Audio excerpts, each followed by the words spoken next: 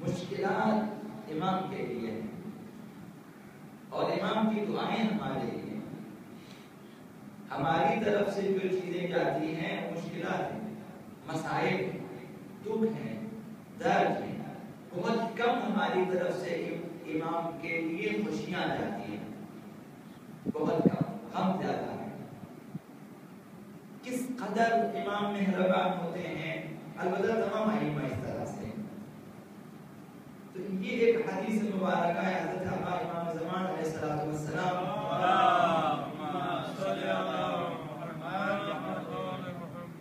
انہوں نے فرمایا اللہم ان شیعتنا خلقت من شعاع انوارنا وبقیت طینتنا. آقا امام زمان خدا و تعالی کی بارگاہ میں دعا کرتے ہیں ہمارے لیے. اگر ہم سوچیں ایک امام معصوم، مرکز ہستی، مرکز نظام ہستی، کل سلسلہ ہستی،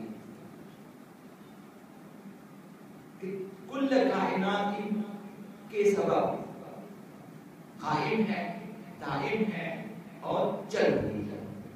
ایک ایسی ہستی اگر آپ تصور کریں کہ وہ آپ کے لیے خداوند متعال کی بارگاہ میں ہاتھ اٹھا لیں اور دعا کریں.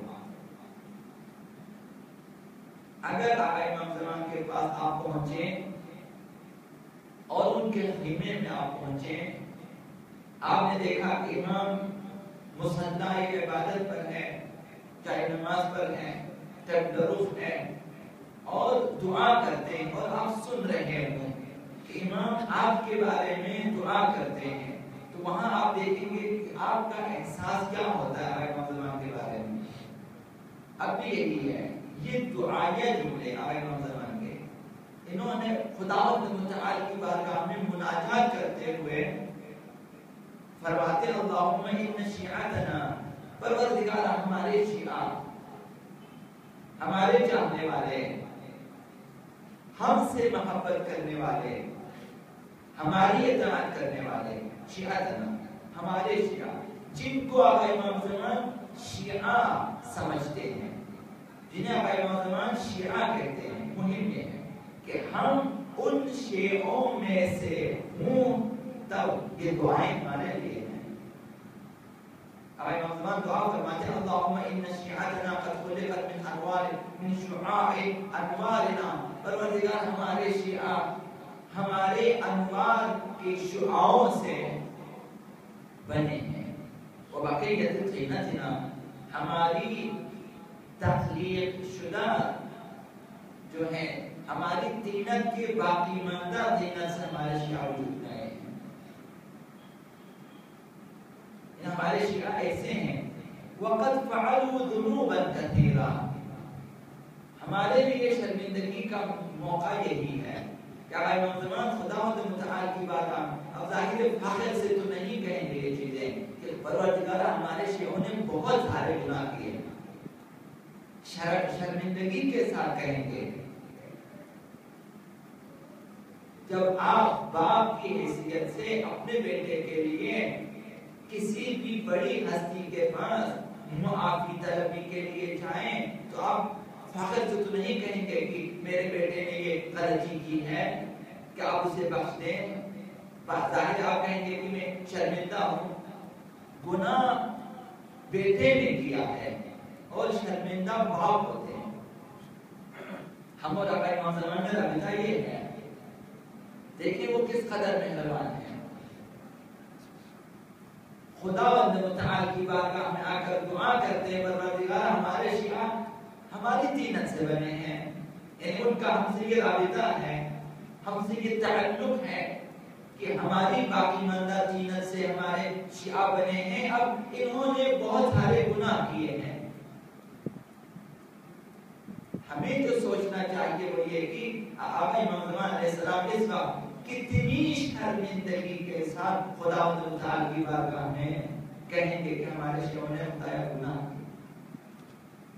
وقد فعلوا ذنوبا کثیرا، ہمارے شیعوں نے بہت زیادہ گناہ کیے.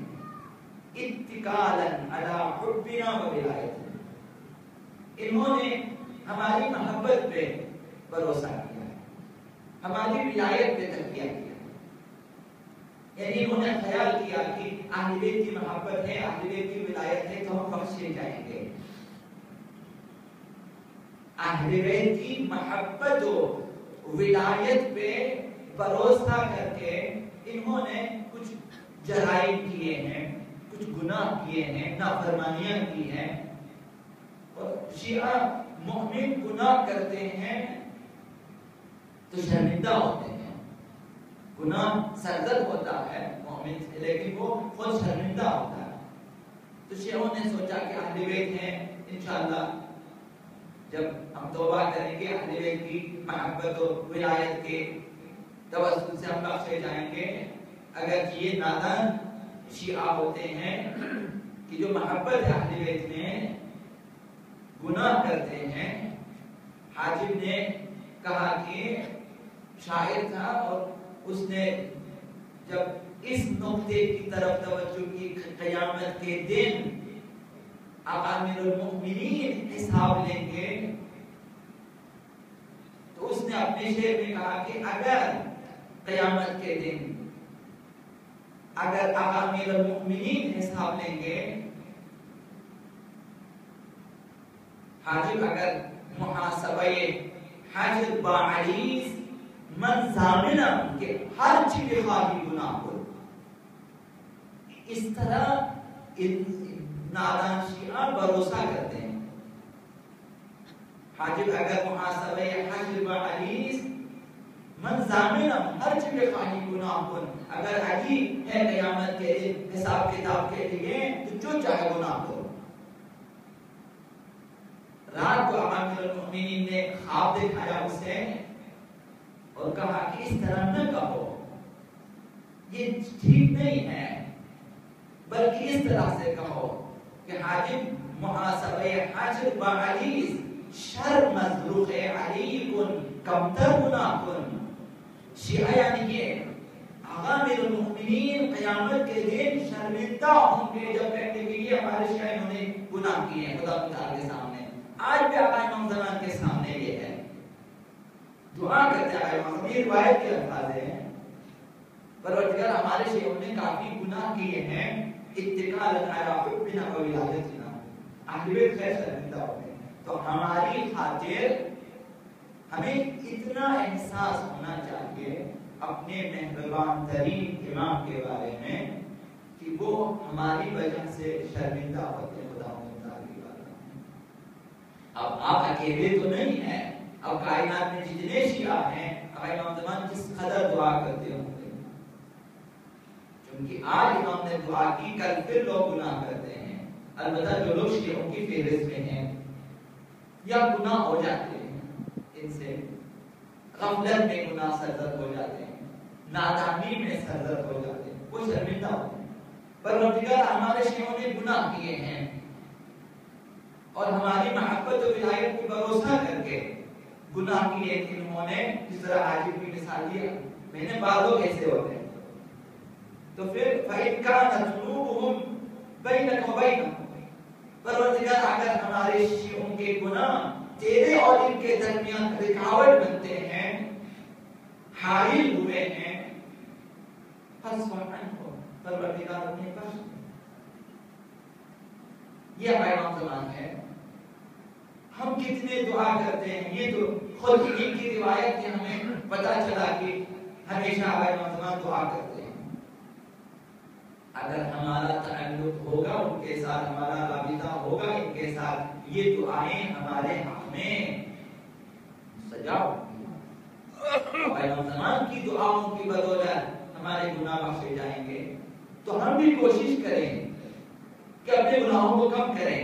اگر ہم لاپرواہ ہو جائیں گے تو یہ دعائیں شامل نہیں ہوں گی ہمارے لیے، کیونکہ ہم ان شیعوں کی فہرست سے نکل جائیں گے. ابھی ہمیں تو ہم اس بھروسے پہ یاد ہے امام زمان میں رہتے ہوئے ان کی امامت و ولایت و مودت و محبت پہ بھروسہ کرتے ہوئے ہم سے کبھی کبھی گناہ صدر. ہم ایسے نہیں ہیں، ہم تو غافل ہو کر، لاپرواہ ہو کر، جری بن کر بڑی سینہ زوری کے ساتھ گناہ کرتے ہیں. توقع نہ رکھیں کہ یہ سارے یہ دعائیں شامل حال ہو جائیں. تو شامل دعا یا بھائی منظمان ہونے کے لیے ضروری ہے کہ ہم اپنے آپ کو آمادہ کریں. بارشیں برستی ہیں, چوٹیوں پہ برستی ہیں, پہاڑوں پہ برستی ہیں, وہاں سے پانی جمع ہو کر سرازیر ہوتا ہے, نالی کی ندی کی شکل میں, آبشاروں کی شکل میں. اب پیاسوں کا کام ہوتا ہے کہ خود کو اس ندی تک پہنچا دے, ورنہ وہ سیلاب نہیں ہوتے. ہمارا کام ہے ہم خود کو دعاؤں تک پہنچا دیں کہ دعائیں شامل حال ہو جائیں, یہ دعاؤں میں ہم بھی شامل ہو جائیں. اس لیے یاد امام زمان میں رہیں اور ان سے درخواست کریں کہ اپنی دعاؤں میں ہمیں بھی مد نظر رکھیں, ہمارے گناہوں کو مد نظر, اگر کہ ہم شرمندہ ہیں. یہ رابطہ ہے. ہماری مثال ان یتیم بچوں کی مثال ہے کہ حضرت خضر علیہ السلام نے فرمایا, سورہ کہف میں واقعہ آیا ہوا ہے کہ ایک شہر میں حضرت خضر حضرت موسیٰ کے ساتھ علیہ السلام داخل ہوئے, دیکھا کہ یہ دیوار گرنے والی ہے. انہوں نے اس دیوار کی مرمت شروع کر دی, دیوار کو بنا دیا. دوبارہ سے تکمیل نو حضرت موسیٰ نے اعتراض کیا کہ یہ گاؤں والے جہاں ابھی گئے اور ان سے آپ نے کھانا مانگا, روٹیاں دینے کے لیے تیار نہیں تھے, گاؤں والوں کے علاقے میں مفت میں دیوار بنا دی, اجرت لے لیتے, کم از کم ان کے ہم کام کرتے ہیں, ہمیں تھوڑی سی اجرت دے دیں. اعتراض پر حضرت خضر علیہ السلام نے کہا کہ جو ہے آپ کو اعتراض کا حق نہیں تھا. تو اسی طرح کشتی میں جب سوار ہوئے حضرت موسیٰ علیہ السلام کے ساتھ, حضرت خضر انہوں نے سوراخ کر دیا کشتی میں, کشتی کو ناقص کر دیا. پھر بھی حضرت موسیٰ نے اعتراض کیا. تو ہماری مثال ان بچوں, حضرت خضر نے فرمایا کہ جب حضرت موسیٰ اور حضرت خضر کی جدائی کا مرحلہ آیا, وہاں حضرت خضر علیہ السلام نے فرمایا کہ موسیٰ یہ دیوار, اس کے نیچے 2 یتیم بچوں کے دفینے ہیں, ان کے خزانے یہاں دفن ہیں, اگر یہ دیوار گر جائے گی تو لوگ آئیں گے تو اس خزانے کو لے لیں گے. خدا نے چاہا ہے کہ ان کے باپ نیکوکار ہیں اور یہ بچے یتیم ہیں, تو لہذا کوئی نااہل اسے نہ لے. ہم نے دیوار مکمل کی ہے تاکہ جب یہ بچے بڑے ہو جائیں تو یہ اپنا خزانہ یہاں سے نکالیں. اور کشتی بھی ہم نے سوراخ اس لیے کر دی ہے کہ فلاں بادشاہ اس راہ پر ہے, اسی سمندر پر ہے, اسی پانی میں جو بھی کشتی صحیح سالی میں وہ غصب کر لیتا ہے, لے لیتے. میں نے اس کشتی میں صرف سوراخ کر دیا ہے, تو یہ بادشاہ نہیں لے گا, کشتی ٹوٹی ہوئی ہے, وہ قبول نہیں کرتا. اب اس میں جو ہے ایک پٹی وغیرہ لگا دینی ہے, کشتی دوبارہ چل پڑے گی. مثلا یہ چیز ہے. تو ہماری مثال ان یتیم بچوں کی ہے, ان یتیم بچوں کی مثال ہے. ممکن ہے کہ وہ بچے بڑے ہو گئے ہوں اور انہوں نے اس خزانے کو لے لیے ہیں, وہ جو بیش بہا خزانہ ہے, ساری عمر اس خزانے سے انہوں نے استفادہ کیا ہوگا, لیکن کبھی بھی حضرت خضر کے بارے میں نہیں سوچا ہوگا, کبھی نہیں سوچا ہوگا کہ یہ خزانہ ہمیں ان کے توسط سے ملا ہے. حضرت خضر تو چلے گئے, کشتی والوں نے کبھی نہیں سوچا ہوگا کہ ہماری زندگیاں حضرت خضر کی وجہ سے ہمیں دوبارہ ملی ہیں, ورنہ بادشاہ آ جاتے, ساری کشتیاں لے لیتے اور ہمیں مار دیتے. کبھی نہیں سوچا ہوگا. ہماری مثال ان کی ہے کہ آقا امام زمان کی وجہ سے دعائے عدلہ میں آپ کیا پڑھتے ہیں؟ دعائے عدلہ میں ہے الذی ببقائہ بقیت الدنیا. آقا امام زمان کی وجہ سے دنیا باقی ہے. ہمیں احساس نہیں ہے کہ آقا امام زمان کی وجہ سے ہے. وَبِيُمْنِهِ رُزِقَ الْوَرَى, مخلوقات خداوند ان کے توسط سے, ان کے سبب, ان کی وجہ سے, ان کی بدولت رزق و روزی حاصل کرتے ہیں مخلوقات. وَبِوُجُودِهِ ثُبِتَتِ الْأَرْضُ وَالسَّمَاءُ, ان کے توسط سے, ان کی خاطر خداوند متعال نے زمین اور آسمان کو برقرار رکھا ہوا ہے. اور ہم اسی دنیا میں نسل در نسل آ رہے ہیں, کھا رہے ہیں, جا رہے ہیں, زندگی بسر کر رہے ہیں, خوشیاں لے رہے ہم نے کبھی نہیں سوچا کہ ہمیں یہ ساری خوشیاں کہاں سے ملتی ہے. جس طرح ان دو بچوں کو نے کبھی بھی نہیں سوچا ہوگا کہ ہمیں یہ خزانہ کس وجہ سے ملا ہے, کس نے ہمیں یہ خزانہ بچا کے ہمیں دیا ہے. ہمارے علماء کی مثال ہے, وہ حضرت خضر کی طرح ہے, وہ ہمیں بچاتے جاتے ہیں, ہماری زندگیاں بچاتے ہیں, ہمارے لیے دعا کرتے ہیں, نعمتوں کی دعا کرتے ہیں, ہمارے لیے بلائیں ٹلنے کی دعا کرتے ہیں. تو لہذا ہماری طرف سے امام کو رنج ہے, دکھ ہے, درد ہے, نافرمانیاں ہیں, کوتاہیاں ہیں, اور ان کی طرف سے ہمیں صرف نعمتیں ملتی ہیں, دعائیں ملتی ہیں. ہمارا وظیفہ یہ ہے ہم اپنے ولی کی نعمت کو پہچانیں, یہ ہمارا وظیفہ ہے. ولی کی نعمت کو پہچانیں آقا امام علیہ السلام, اور ان کی یاد میں رہیں. ہر صبح اٹھیں ان کی خدمت میں سلام کریں, السلام علیکم یا صاحب العصر والزمان. ایک سلام ابھی تک باور نہیں کرتے کہ آپ کا سلام پہنچتا ہے اور امام جواب دیتا ہے. تصور کیا کہ اگر ہر صبح امام کی خدمت میں سلام کریں اور امام آپ کو جواب دیں, آپ کا دن برا گزرے گا. کم از کم ولی نعمت کی خدمت میں سلام کریں. آپ کے گھر میں بچے کھائیں پییں اور توڑیں اور پھر نکل جائیں, اگر صبح اٹھ کے سلام بھی نہ کریں, وہ آپ گھر سے اگر باہر سے آ کر سلام بھی نہ کریں, آپ کو برا نہیں لگتا کہ ہم صبح سے شام تک زحمت کرتے ہیں, کھا کے برتن بھی توڑ کے چلے جاتے ہیں, سلام نہیں کرتے ہیں. ہماری مثال یعنی یہ, تو ہم ان نافرمان بچوں کی طرح نہ ہو جائیں. ہر صبح اٹھیں, باقاعدہ خداوندی میں آنے سے پہلے جب آپ وضو کریں سلام دیا کریں, یا کم از کم نماز کے بعد ایک سلام, تاکہ آپ کا رابطہ رہے. وہ ولی کی نعمت ہے. خداوند متعال ہمیں ان کے توسط سے سب کچھ دے دیتا ہے. اگر ہم غافل ہوئے ان سے, اگر امام زمان سے ہم گرفتار ہو جائیں گے, ہم مصیبتوں میں گر جائیں گے, ہم گمراہ ہو جائیں گے, ہماری نعمتیں چھن جائیں گی. یاد رکھیں, ومن اعرض عن ذکری فإن له معیشۃ ضنکا. خداوند متعال نے فرمایا کہ جو میری یاد سے غافل ہو جائیں ان کے لیے سخت زندگی ہوگی, زندگی ان کی سخت ہوگی, تنگی ہوگی زندگی میں, یہ تنگ و تاریک زندگی گزاریں گے. یاد آئے امام زمان سے غافل ہونا, خدا سے غافل ہونا, وہ مظہر صفات خدا ہے. اگر امام زمان کو یاد کرنا چاہیں, اگر غافل ہو گرفتار ہو جائیں گے, غفلت یار گرفتار شدن ہم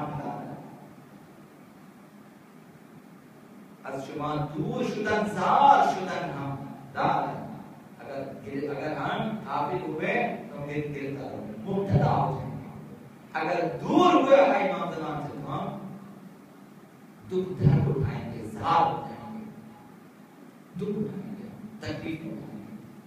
اگر امام زمان سے دور جس قدر دور ہو جائیں تکلیفیں بڑھ جائیں گی, سختیاں بڑھ جائیں گی, بلائیں بڑھ جائیں گی. از چشم بیفتاد محلش ندهند. اگر ان کی نگاہوں سے گر گئے تو پھر کوئی پرواہ نہیں ہوگی, انہیں کوئی پرواہ نہیں ہے. قل ما يعبأ بكم ربي لولا دعاؤكم. خدا متعال نے فرمایا کہ تم دعا نہیں کرو لیکن تمہاری پرواہ نہیں ہے. تو محلش ندهند. پھر اگر امام زمان اسے بے اعتنائی اگر اہل بیت بے اعتنائی خار ہو جائیں گے.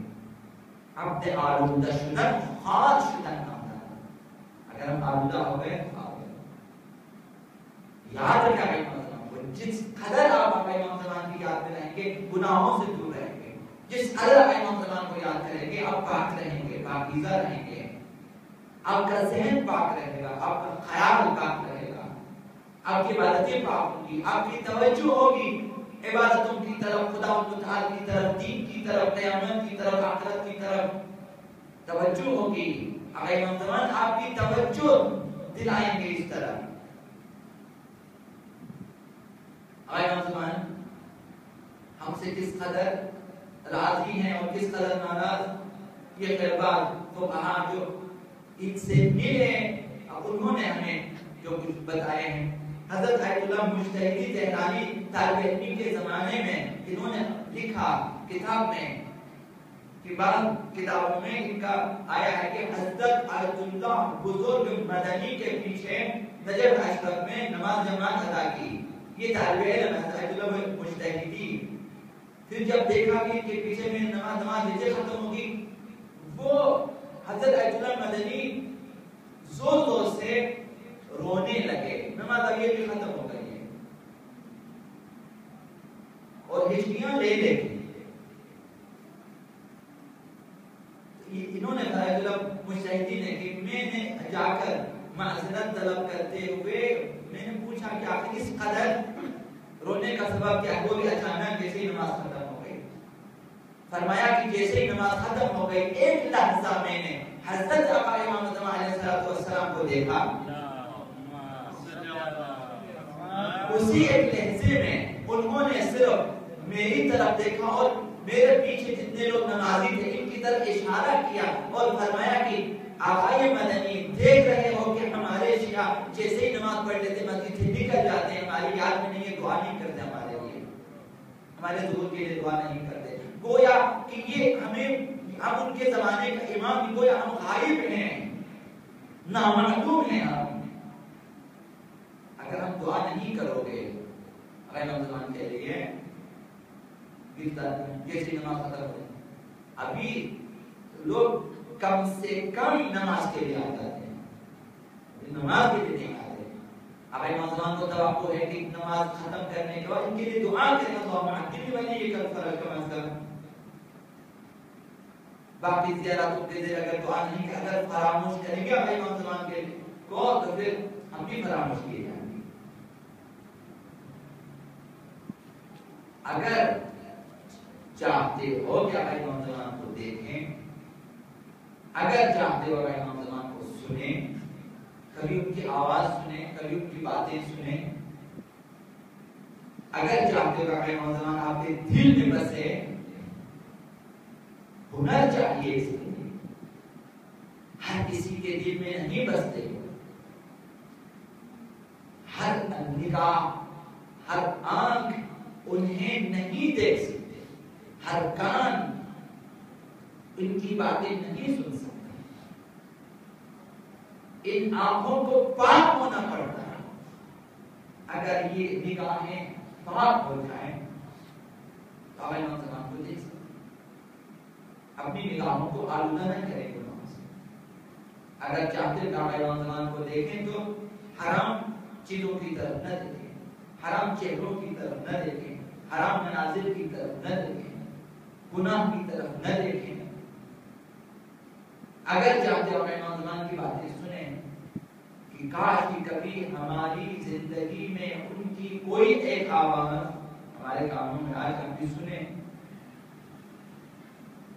تو چاہیے کہ اپنے کانوں کو حرام آوازوں سے دور رکھیں, گانوں سے دور رکھیں, غیبتوں سے دور رکھیں, تہمتوں سے دور رکھیں, اسی طرح سے نازیبا باتوں سے دور رکھیں. پاک ہونا چاہیے. لا یمسہ الا المطہرون, صرف پاکیزہ لوگ ان تک رسائی رکھتے ہیں. اگر چاہتے ہو کہ دل میں بسے امام زمان علیہ السلام تو ضروری ہے کہ دل کو پاک کر دیں. دل سے کینوں کو نکالیں, نفرتوں کو نکالیں, نا وجہ نا حق, بے جا بے مقصد کدورتیں نفرتیں انہیں نکالیں. غرور, تکبر, فخر فروشی انہیں دل سے نکالیں, انہیں ذہنوں سے نکالیں. خود پسندی کو دل سے نکالیں. اپنے آپ کو دوسروں سے بہتر سمجھنا چھوڑ دیں, اپنے آپ کو دوسروں سے بدتر سمجھنا چھوڑ دیں. کسے معلوم ہے کہ خدا کے ہاں کون سب سے آگے ہے, کس کا مقام سب سے بلند ہے, کس کی عظمت زیادہ ہے, کون خداوند متعال کی بارگاہ میں قابل قبول اور کن کے اعمال خداوند متعال کی بارگاہ میں قبول ہے, کسے معلوم ہے.